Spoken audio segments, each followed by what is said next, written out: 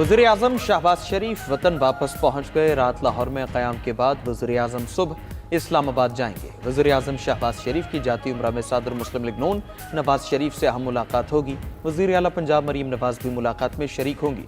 वफाकी वज़ीर क़ानून आज़म नज़ीर तारड़ का कहना है कि चीफ ऑफ डिफेंस फोर्सेस के नोटिफिकेशन में कोई इशू नहीं, ये एक सादा मामला है, नोटिफिकेशन हो जाएगा, इस पर किसी को परेशान होने की ज़रूरत नहीं। वज़ीर आज़म शहबाज शरीफ मुल्क से बाहर थे। वज़ारत दिफा इस मामले को देख रही है, हो सकता है कि फाइल वर्क हो चुका हो। वफाकी वज़ीर इत्तलात अता तारड़ ने कहा CDF के मामले को सोशल मीडिया पर इशू बना दिया गया। वफाकी वज़ीर दिफा का इस हवाले से वाज़ेह मैसेज आ चुका है, हर चीज़ तरीक़ा कार के तहत चल रही है। वज़ीर आज़म के मुशीर राना सनाउल्लाह ने कहा कि चीफ ऑफ डिफेंस फोर्सेस का एक नया इदारा बनने जा रहा है, ये बहुत अहम इदारा होगा। इन्हीं मामलात को देखते हुए नोटिफिकेशन उजलत में नहीं होगा। नवाज शरीफ CDF के नोटिफिकेशन में रुकावट नहीं।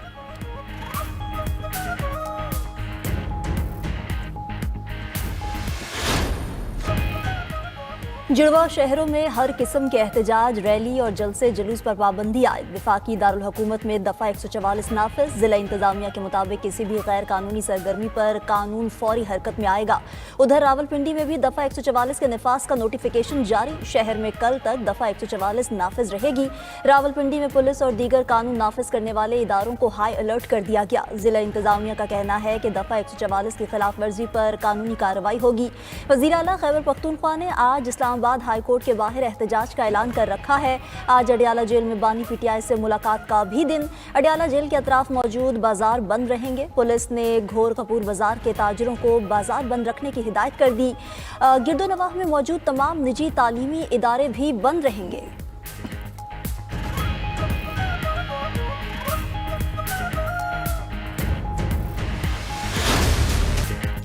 हिम्मत है तो गवर्नर राज लगा कर दिखाएं। खैबर पख्तूनख्वा में किसी और राज की जरूरत नहीं। वज़ीर आला खैबर पख्तूनख्वा सुहेल आफरीदी का पेशावर में तकरीब से खिताब। कहा कि हमारे सूबे के साथ इम्तियाजी सलूक किया जा रहा है। वफाक के जिम्मे हमारे 3000 अरब रुपए से ज्यादा पैसे हैं। हमारे सूबे का हक मारा जा रहा है। वफाकी हुकूमत की अरबों की करप्शन का जिक्र IMF की रिपोर्ट में भी हुआ। हमने कारकर्दगी पर तीसरी बार सूबे में हुकूमत बनाई। वज़ीर आला ने मजीद कहा कि स्पेशल स्कूल्स के मसाइल के लिए तरजीही बुनियादों पर फंड्स देंगे। हम अपने वसाइल से गरीब लोगों के लिए इक़दाम कर रहे हैं।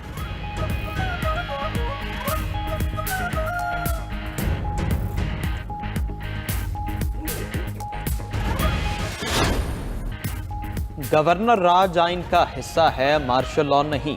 सरकारी वसाइल से इस्लामाबाद पर हमलावर होना गैर आइनी है। वज़ीर क़ानून आज़म नज़ीर तारड़ का कौमी असम्बली में इज़हार ख्याल। कहा कि नवाज शरीफ को भी इक़्तिदार से हटाया गया था, हमने तो नहीं कहा दारुल हुकूमत पर हमला करेंगे। PTI का असम्बली छोड़कर जाने का फैसला गलत था। धमकियां देने से ऐवान फतह नहीं होते। सियासत को अना का मसला नहीं बनाना चाहिए। ज़ाती मफाद के लिए रेड लाइन अबूर नहीं करनी चाहिए।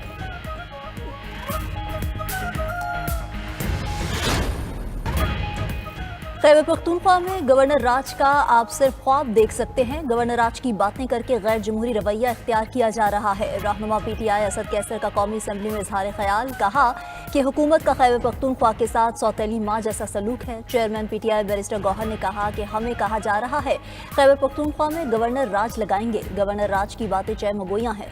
सूबा गवर्नर राज का मुतहम्मिल नहीं हो सकता। हम जमहूरियत के लिए ऐवान में मौजूद हैं, वरना बाहर असम्बली लगा लेते।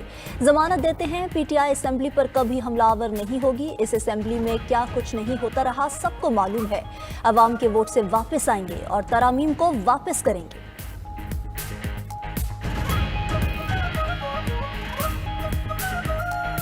हमारी आवाज को सुना जाए, हमें स्पीच दी जाए, हमें म्यूट ना किया जाए। हम जो कुछ कहते हैं करते हैं इस मुल्क के लिए, इस ईवान के लिए, जमहूरियत के लिए। अगर जमहूरियत का लिहाज ना होता तो आपके साथ ना बैठते, बाहर असम्बली लगाते। आप लोगों ने भी तो बाहर असम्बली लगाई थी।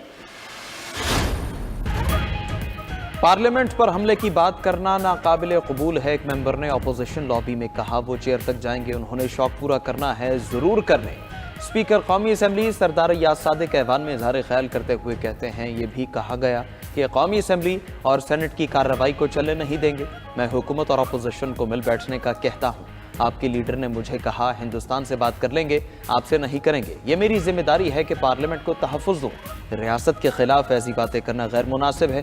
میری نظر میں محمود اچکزئی اپوزیشن لیڈر نہیں۔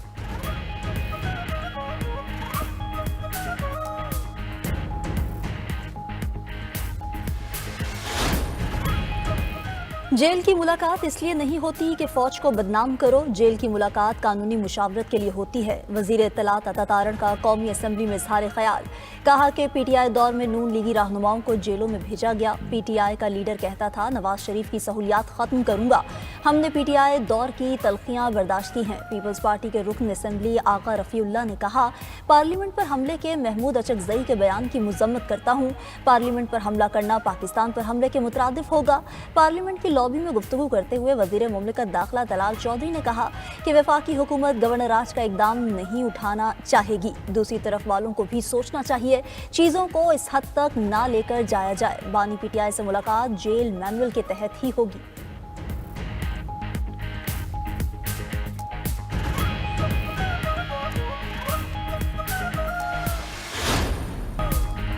اسپیکر قومی اسمبلی سردار ایاز صادق سے اپوزیشن رہنماؤں کی ملاقات۔ تحریک انصاف نے پھر اپوزیشن لیڈر کے تقرر کا مطالبہ کر دیا۔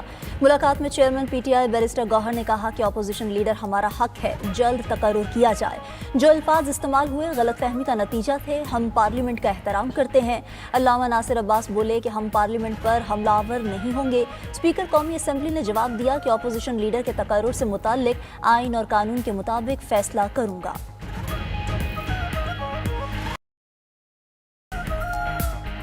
مصر میں عالمی دفاعی نمائش کا آغاز، دنیا بھر سے دفاعی ساز و سامان بنانے والی کمپنیز نے اسٹالز لگا لیے۔ پاکستانی کمپنیز کی بھی عالمی دفاعی نمائش میں بھرپور شرکت۔ قاہرہ میں ہونے والی عالمی دفاعی نمائش میں 86 ممالک کی 450 سے زائد اسلحہ ساز کمپنیز نے اسٹالز لگائے ہیں۔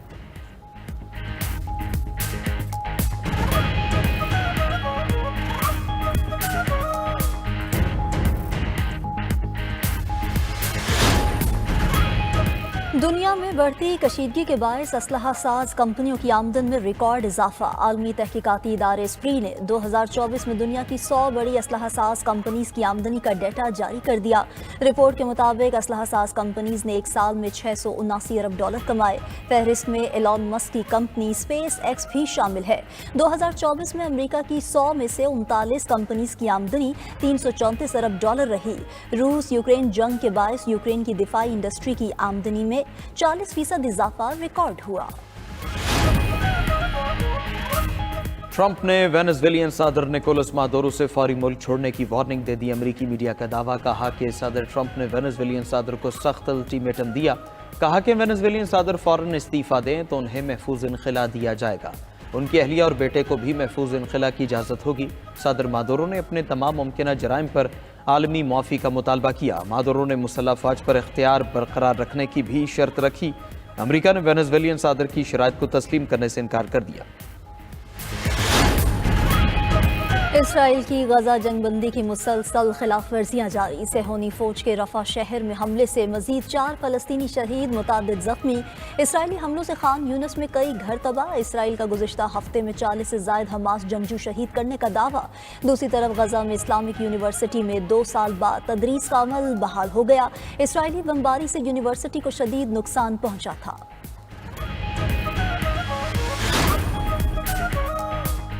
روس کا یوکرین پر میزائل حملہ، خبر ایجنسی کے مطابق روسی حملے میں 3 افراد ہلاک، 8 زخمی ہو گئے۔ یوکرینی وزیر خارجہ کا کہنا ہے روس نے درجنوں کروز میزائلوں اور 500 سے زائد ڈرون سے عام گھروں پر حملہ کیا۔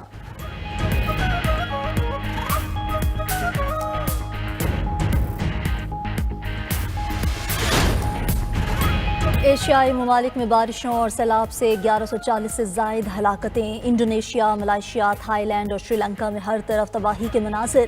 لینڈ سلائیڈنگ اور دیگر حادثات میں سینکڑوں افراد لاپتہ۔ انڈونیشیا کے جزیرے سماٹرا میں لینڈ سلائیڈنگ سے ہلاکتوں کی تعداد 604 ہو گئی۔ سری لنکا میں 366 افراد ہلاک اور 400 سے زائد لاپتہ۔ تھائی لینڈ کے جنوبی حصے میں سیلاب سے 176 افراد ہلاک ہو چکے۔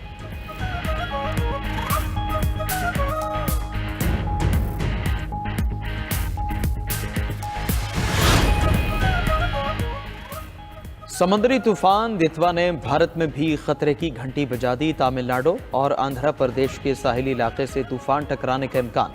तूफान की ज़ेर असर भारतीय रियासत तमिलनाडु के साहिली इलाकों में शदीद बारिशों से निशेबी इलाके ज़ेरियाब 50 से ज़ायद परवाज़ें मनसूख कर दी गई।